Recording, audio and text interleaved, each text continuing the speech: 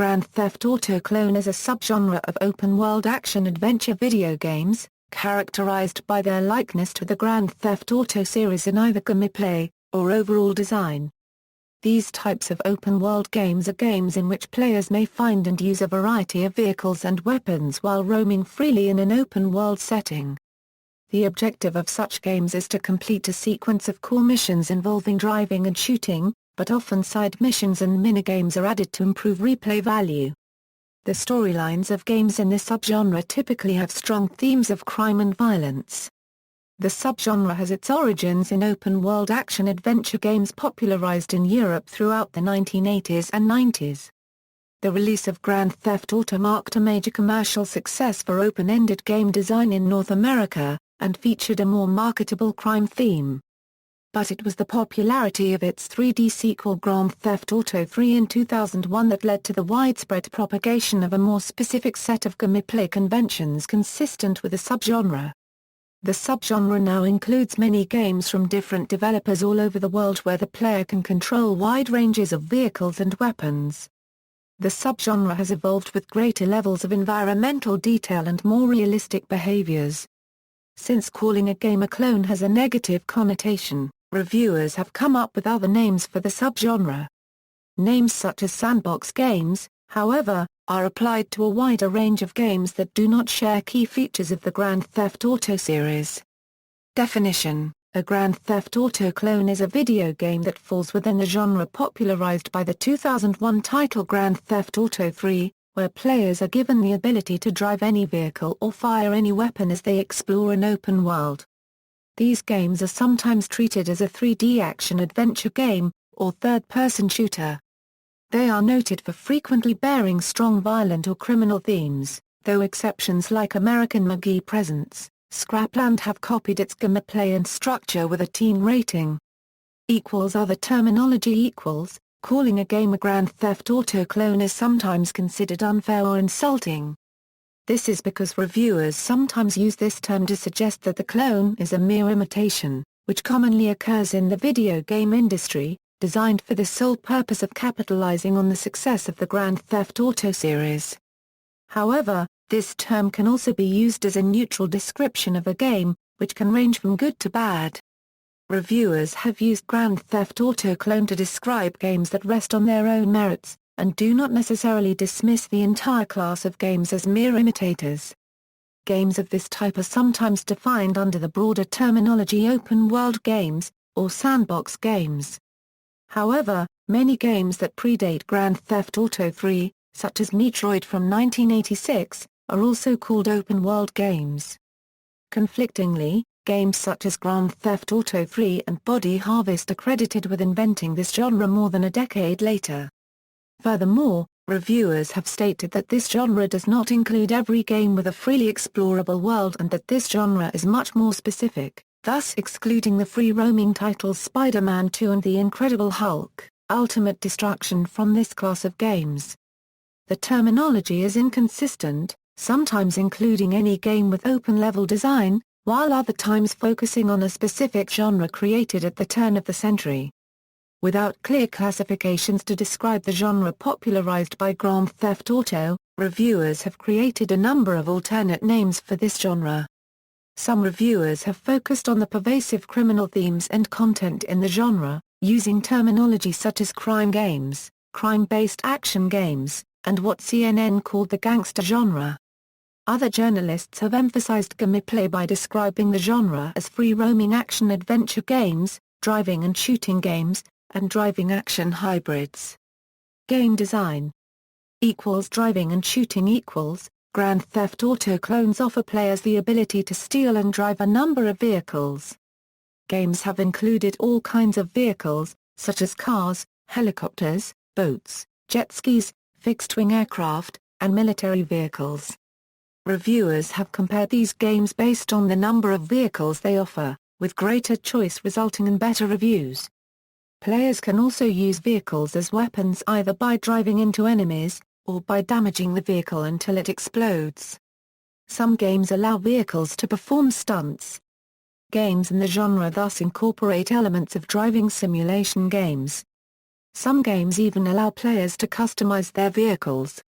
Players can engage in combat using range of weapons depending on the game setting, such as assault weapons, sniper rifles, explosives, rocket launchers, and close-range melee weapons. As such, several reviewers have stated that games in this genre are partially third-person shooters. Players can find weapons scattered throughout the game world, and may buy weapons in shops or take them from dead enemies. Virtually anyone in the game world can be attacked by the player. In many games, excessive violent behavior will provoke a reaction by police authorities, who the player may then choose to fight or evade. Players must also keep track of their health and ammunition in order to succeed in combat. These games have employed a variety of aiming mechanisms, such as free-look aiming or a lock-on button. Several games have been criticized for difficult or burdensome controls when it comes to shooting, and thus video game designers have tried to refine the aiming and shooting controls in these games. Open world and missions. Grand Theft Auto clones allow players to freely explore the game world, which is typically on the scale of an entire city. Some games base their level design on real-world cities, such as London, New York City, and Los Angeles. Players are usually able to navigate by vehicle or on foot. Some games put greater emphasis on leaping, climbing, and even swimming. Exploring the world is not just necessary to complete objectives, but also to gain valuable items, weapons, and vehicles. Different parts of the game world may be controlled by different enemy factions, who will attempt to stop the player in a variety of ways. However, more recent games in this genre allow players to acquire their own territory. The freedom of navigating a huge game world may be overwhelming or confusing for new players. Game designers have come up with a variety of navigational aids to solve this problem. A mini-map feature is common, while Saints Row and Grand Theft Auto 4 goes so far as to offer a GPS service. Games without these navigation tools are sometimes criticized as confusing. The player's freedom to explore may be limited until they complete certain objectives and advance the game plot. Players must visit specific locations and complete specific missions in order to win the game, such as racing, tailing, couriering, robbing, stealing, shooting, assassinating, and driving to specific checkpoints. There may be multiple ways to complete these missions as the game environment is designed to facilitate shortcuts, experimentation, and creative ways to kill enemies. Completing a core mission will unlock further missions and advance the storyline, and if the player fails a mission they will be able to resume the game from before the mission began. In addition, these games usually offer optional side missions, which allow players to gain other rewards. These side missions improve the game's replay value. These games are also known for incorporating numerous minigames into the game world, such as circuit races. Ultimately, this allows the player to follow or ignore the game's storyline as they see fit. History. Origin. Open world, 3D action-adventure games existed for years prior to the release of any similar game from the Scottish developer DMA Design. Mercenary has been described as a major ancestor to the Grand Theft Auto series, because it featured an open world which the player could explore freely. The Terminator, released in 1990, was a free-form, open-world game that set its action in a modern-day city that extended for miles, and included the ability to fire at civilians and steal cars. This game was also among the first American-developed games to feature these elements. Hunter has been described as the first sandbox game featuring full 3D, third-person graphics, thus making it an important precursor to the Grand Theft Auto series. The game consisted of a large, open world in which there were numerous possibilities to complete different missions. The character could travel on foot, or steal different vehicles such as cars, tanks, or even bicycles, boats, helicopters and hovercrafts. Moreover, Hunter also had many unique features such as day and night lighting, fuel modeling, a logbook, aerial observation units, tank traps, landmines and computer-controlled rocket batteries and tracer guns.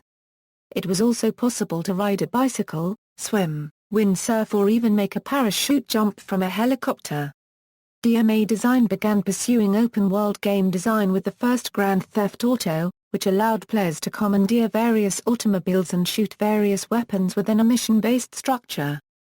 Unlike later games in the series, and indeed many earlier influences, the first two GTA games were 2D.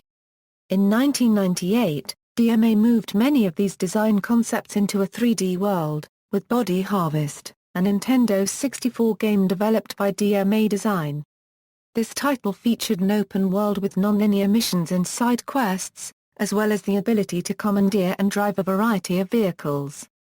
As such, it has been retroactively called GTA in Space, and is credited with making Grand Theft Auto 3 possible. Dan Houser has also cited the 3D Mario and Zelda games on the Nintendo 64 as major influences. Another important influence came from the Driver series, which was created in 1999, with its open city environments and being cited as the first driving game to allow the player to go anywhere in the map. Grand Theft Auto 3 took the gameplay foundation of the first two Grand Theft Auto games and expanded it into a 3D world, and offered an unprecedented variety of minigames and side missions. The title was a much greater commercial success than its direct precursors, and its influence was profound. As such, Grand Theft Auto 3 is credited with popularizing this genre, let alone inventing it. Its release is sometimes treated as a revolutionary event in the history of video games, much like the release of Doom nearly a decade earlier. GamePro called it the most important game of all time, and claimed that every genre was influenced to rethink their conventional level design. IGN similarly praised it as one of the top 10 most influential games of all time. Subsequent games that follow this formula of driving and shooting in a free-roaming level have been called Grand Theft Auto clones. Other critics, however, likened Grand Theft Auto 3 to The Legend of Zelda and Metroid, as well as Shenmue in particular, and noted how GTA 3 had combined elements from previous games and fused them together into a new immersive experience. For instance, radio stations had been implemented earlier in games such as Sega's Outrun and Maxis Syncopter. Open-ended missions based on operating a taxi cab in a sandbox environment were the basis for Sega's Crazy Taxi. The ability to kill non-player characters dated back to action role-playing games like Hellblade 2, and Final Fantasy Adventure, and the way in which players run over pedestrians and get chased by police has been compared to Pac-Man.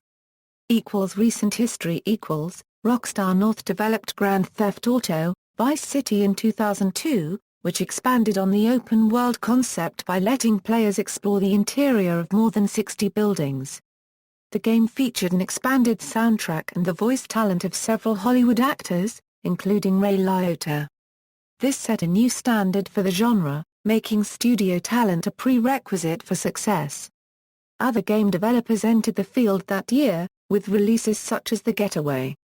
The Simpsons, Hit and Run in 2003 applied the concept to a cartoon world, while True Crime, Streets of LA reversed the Grand Theft Auto formula by putting the player in the role of a police officer.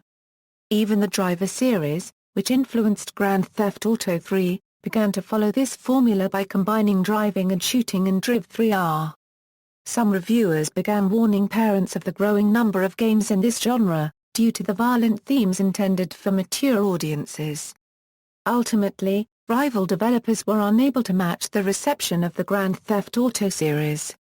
Rockstar North released Grand Theft Auto, San Andreas in 2004, which featured an open world on the scale of 3 distinct cities.